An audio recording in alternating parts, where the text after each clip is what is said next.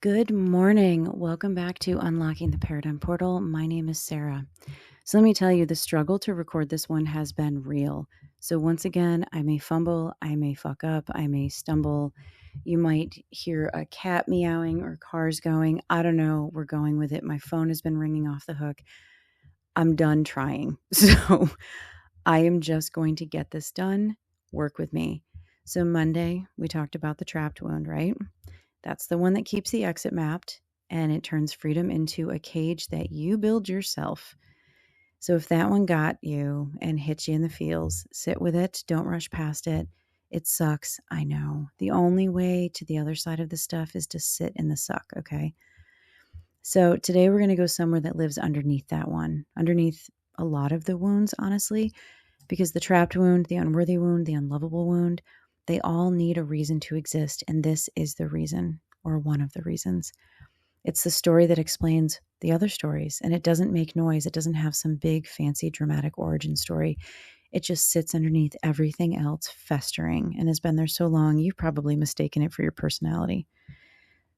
So today we're talking about the defective wound, or there's something wrong with me. Now, you have a story about yourself that you have never said out loud. And I'm going to do a dramatic pause on this one because I want you to let that story come up to the surface. What is it? We all have one. Okay. I feel like some of you may be feeling a little flushed or a little called out. And this story, whatever it is about yourself, you haven't told your therapist. You haven't told your best friend. You haven't told the person you've been most honest with in your entire adult life. Because this one, it feels different. The other stories, you can work on those. You can trace them. You can examine them, bring them into the light. But this one feels like it might just actually be true. And the story might go something like this. Everyone else seems to know something that you don't. Everyone else moves through their life with this basic sense of being okay and grounded and a quiet confidence that they belong wherever they happen to be.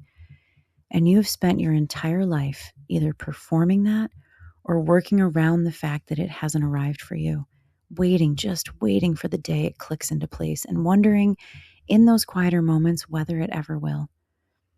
And you might be competent. You might possibly be excellent, possibly even exceptional by every external measure. And underneath all of it, there is a voice, not dramatic, not loud, just relentlessly consistent, that says, if they knew. If they could see the whole picture, if the curtain ever came all the way down, they would find it, the thing that confirms what you've always quietly suspected about yourself. And that voice is not the truth. You've just been living inside it like it's the truth. So the defective wound is the core belief that something is fundamentally, structurally wrong with you. Not situationally wrong, not I made a bad choice or I'm going through something hard. Essentially wrong, built-in wrong. The kind of wrong that isn't a phase and isn't a problem you can solve. It's just a permanent feature of what you are. And it's different from the unworthy wound, which says, I have to earn my place. It's different from the unlovable wound, which says, I won't be chosen. The defective wound goes deeper than both. And it says, the reason I have to earn my place is because there is something in me that doesn't belong. The reason I won't be chosen is because anyone who looks closely enough will eventually find it. It is the story underneath the other stories. And here's where it gets relational, because this wound doesn't just live in you privately. It shows up in how you connect with other people, or don't. Because if there is something fundamentally wrong with you, then being fully seen becomes dangerous. Closeness means someone gets close enough to find the flaw. Intimacy means you are findable. And findable means rejection becomes possible in a way that feels unsurvivable.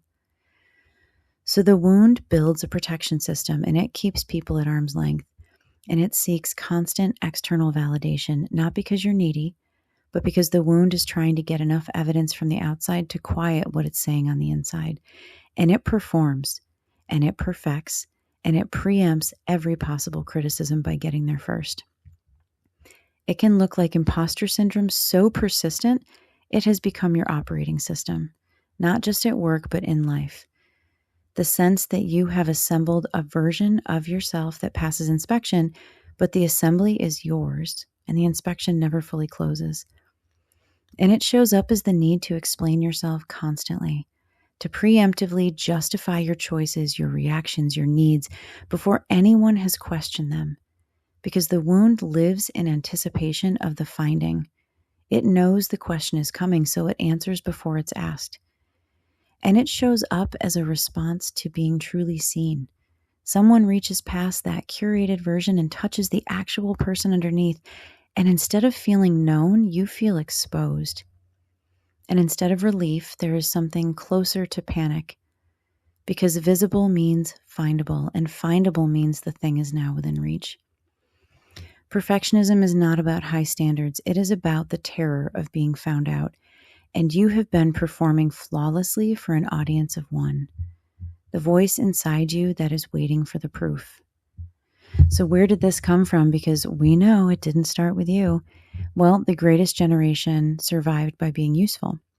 And in a world shaped by war and economic collapse, your value was entirely located in your function, feelings, needs, the interior life. Those weren't just irrelevant. They were potentially dangerous. Weakness was a liability. The message transmitted clearly and consistently, who you are on the inside doesn't matter. What you do and what you endure is what counts. So what does that produce? Well, a generation of people who had no language for their inner lives, who were taught structurally that having an inner life at all was self-indulgence, and who handed that teaching down to the silent generation. So now the silent generation internalized it completely. You did not show your struggles. You managed them through work, through control, through the kind of rigid composure that looks like dignity, but is really a very tight lid on a very full container. And the children who grew up in those houses learned the interior is not safe to show. The version of you that is struggling goes in the basement, and the version that functions goes out in the world. So the boomers, they came next. They grew up in post-war prosperity with one very clear message: achieve, capital A. The house, the career, the status, the upward trajectory. Worth was entirely located in what you built and what you earned. Feelings were besides the point. Results were the point. The defective wound in this generation sounds like, if I'm not succeeding at the pace and level I'm supposed to be, something must be wrong with me. Not with the circumstances, but with me. And they pass that down by making achievement the primary language of love. Praise for performance, silence for struggle. Children who learned very early that what they did mattered far more than who they were. So Gen X, they got it through absence, not always physical absence. Sometimes it was emotional. Parents who were there, but not really there.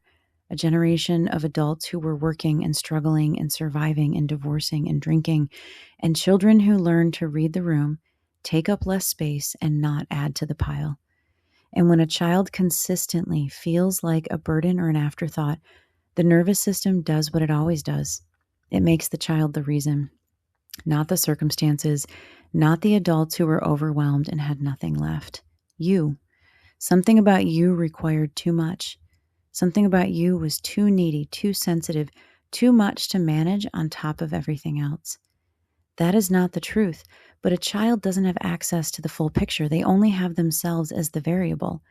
And that conclusion, unspoken, early, persistent, becomes the defective wound's foundation.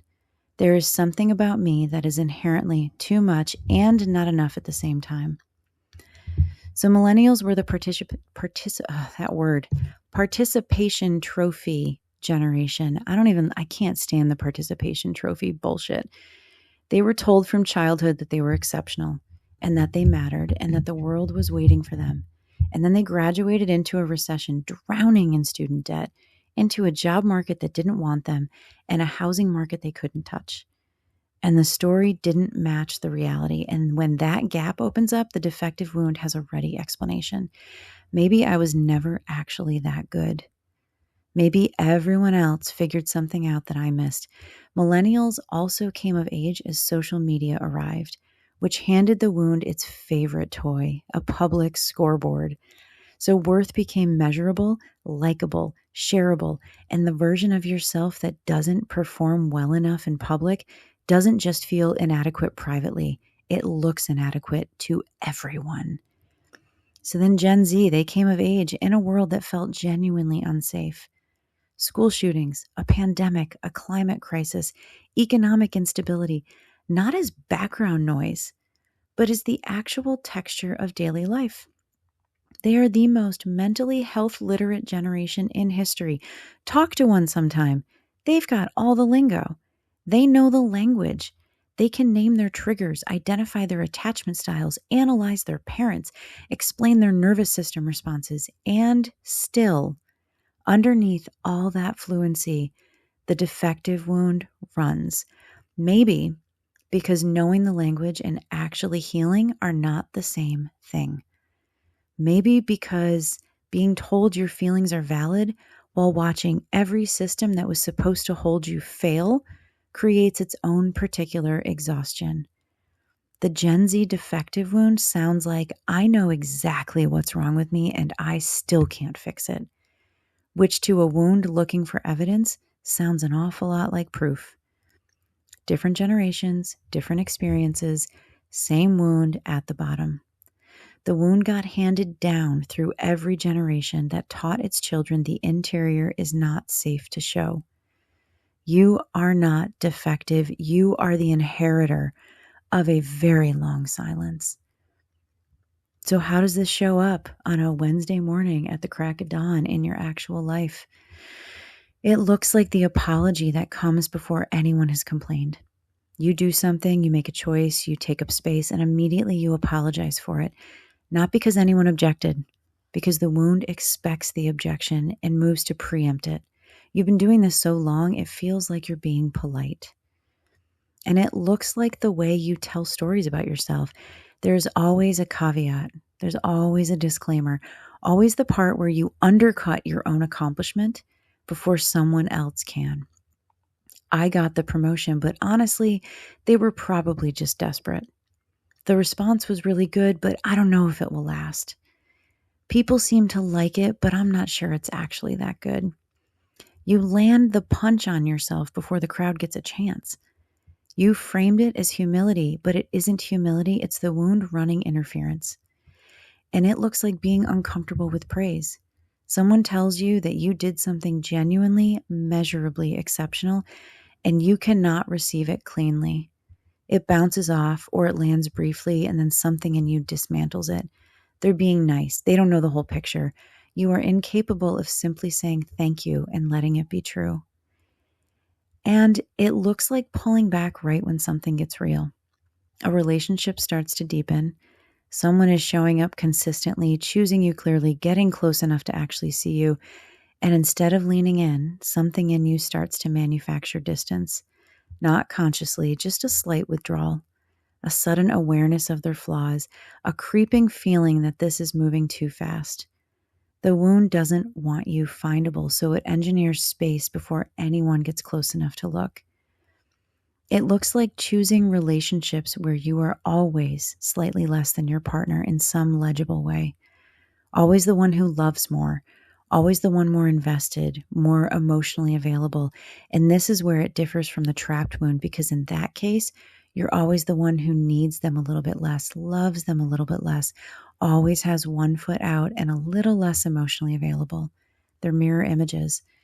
And it's not because that's what you want, but it's because being the one who loves more, or with the trapped wound loves less, gives the wound its out. Of course it isn't reciprocal because of the thing. This confirms what I always knew, that there's something wrong.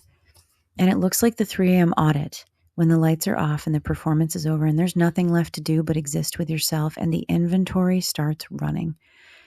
Every mistake, every falling short, not to learn from it, just to confirm it, like self-flagellation. The wound is not looking for evidence that you're okay. It's looking for evidence that it's right. So the defective wound does not rest. It's been auditing you your entire life, and the audit never clears you because it was never designed to. So here is what the defective wound does not want you to look at too closely. And as always, I'm going to share it because I like to poke at this stuff. The story it tells that there is something fundamentally wrong with you is formed at an age when you had no framework for what was actually happening. You were a child in a system, and children make themselves the center of the story. And when something goes wrong in a child's world, the child's brain doesn't conclude the adults around me are struggling with their own unexamined wounds. The child's brain concludes there is something about me that caused this. Because if the problem is you, at least you have some control over it. And at least it's something you can theoretically fix. It was a rational conclusion for a child to reach, and you are still living inside of it as a fully grown adult, decades later, in a completely different context because no one ever came back and corrected it. So here is the correction. The defect was never real. The version of events the wound has been narrating, the one where you are the common variable in every difficulty, the person with the fundamental flaw, that is not an objective analysis. And yes, I'm bringing a little bit out of the mama bear voice out right now because I have seen this in my children. I felt it in me. And I'm just going to full on mom you right now. It is not about you. You are an adult. The child is running everything right now. It's the child's explanation that literally calcified into a belief before you were old enough to question it. So when you name it and when you can hear it as a voice rather than live inside it as truth, that's where the distance starts to form. That's that story again. It's not that there's the truth again. It's small, it's insignificant, but it's also significant, excuse me. And it truly ultimately is insignificant. I'm going to share a little example of this. I remember a couple of years ago, getting hit by a tidal wave of the most intense imposter syndrome ever. And I was sitting on my back deck and I had been feeling really good. And all of a sudden it was like getting nailed by it. And I was like borderline hyperventilating. And all that was running through my head was, who do you think you are? And it was debilitating. It literally stopped me in my tracks. And that day I was supposed to have a family therapy appointment with myself and my 2 kids. And literally Quinn threw herself on the ground, as she is known to do when she doesn't want to do something, and pretends that she's died and literally goes, bleh. And Brody just was like, dude, I'm not going. So I said, okay, it's too late to cancel. I'm going to go by myself. I go by myself. I sit down with the guy, Joel. He was amazing. And I said, Joel, I'm getting crippled by imposter syndrome right now. And he said, what are you hearing in your mind? And I said, I'm hearing, who do you think you are? And he said, where did that come from? So being me, I excavate all the way back to the beginning. And I was like, not my childhood, because my parents, they have their challenges. But one thing they always said to me is, you can do anything you want because you will work hard enough. So it's not from them. And then as I kept moving forward, I figured out whose voice it was. And I told him, and this brilliant, brilliant therapist looks at me calmly and goes, okay, when are you going to stop letting him control you? And it was like, I hadn't thought of it that way because I hadn't separated. To me, it was my voice in my head saying that, but it wasn't. It was someone else's. And in this case, it was nothing he ever actually said to me. It was implied that I was not capable, that I was not sufficient, that I didn't know how to do anything. Just very subtly, manipulatively implied. And it settled in there. But hearing that guy look at me and say, when are you going to stop letting him control you? Honestly, I literally sat up and I went, oh, that was a smart move. Game on. It's go time. And I have, every time that little voice comes up, I use the person's name and I go, sit the fuck down. Not today, Satan.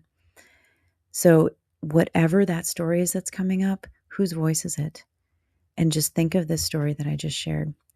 So here's the other thing. There's something else that starts to shift once you flip the lights on and you can see it clearly. The wound kept you from letting people get close enough to actually see you. This was another reason. I just have in the last couple of days had huge, huge awareness of the unseen wound that I'll get into probably next week. But this running under the surface prevents you from allowing people to actually know you and see you clearly because you're afraid of what they see. But the thing it was protecting you from being seen and found wanting has never actually happened when you've let someone in who's actually capable of holding what they found. Think about that. Who around you have you let in and they are just like, I got you. Amazing, right? So the people that can't hold it, they are not your people. And the catastrophe that the wound has predicted would happen has not arrived. The wound has been running a protection protocol from a threat that was real once, maybe, but it isn't anymore. And the healing isn't about fixing what's broken. It's about understanding that the break was never in you. It was in what happened to you. And those are not the same thing. Because you are not a person with a defect you've been successfully hiding. You're a person who was handed a story about yourself before you were old enough to fact check it. And it's time to audit the auditor. It's time to let the grown-up take charge, okay? So you're stoned for this week, and I'm sorry that this one has run a little bit long, and I'm going to take back that sorry because that's the remnants of my something is wrong with me wound. No sorry needed. First, find one place this week where the wound is running the preemptive apology. Hey, perfect example. I just did that, right?